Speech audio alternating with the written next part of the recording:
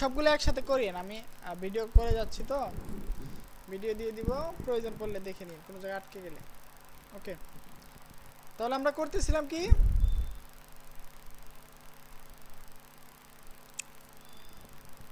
যে comments, comments কি মানে মন্তব্য।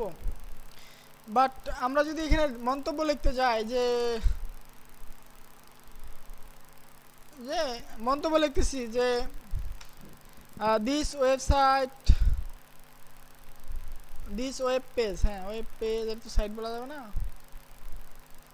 ইজ বিল্ড বাই, হ্যাঁ জাহিদ, আমি এই ওয়েবসাইটটা বানাইছি বা এই ওয়েবসাইটের মালিক আমি, আমি লিখতে চাইলাম, বাট এটা আমি লিখে রাখলাম,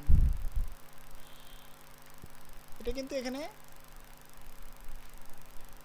চলে আসবে, আপনি যার কোনো ট্যাগ ছাড়াও লিখলেন তারপরে চলে আসবে, বাট এটা রিকমেন্ডেড না।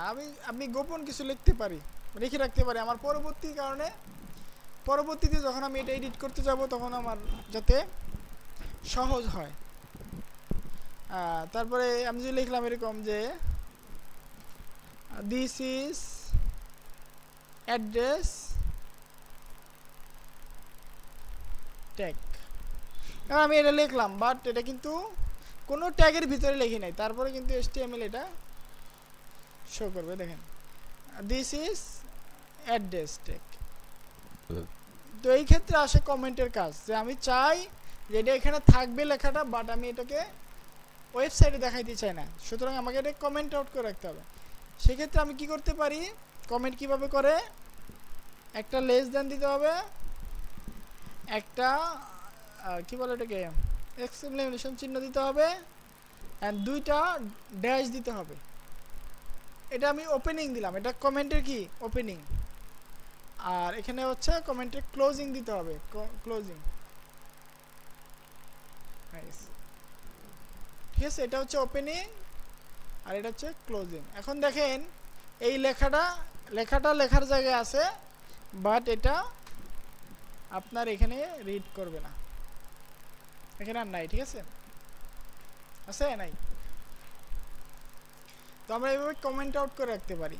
তো এটা হচ্ছে সিনট্যাক্স কমেন্টের, প্রথমে এরকম করতে হবে ওপেনিং ট্যাগ, তারপর ক্লোজিং ট্যাগ, আর মাঝখানে যা লিখবেন তাই কমেন্ট হয়ে যাবে।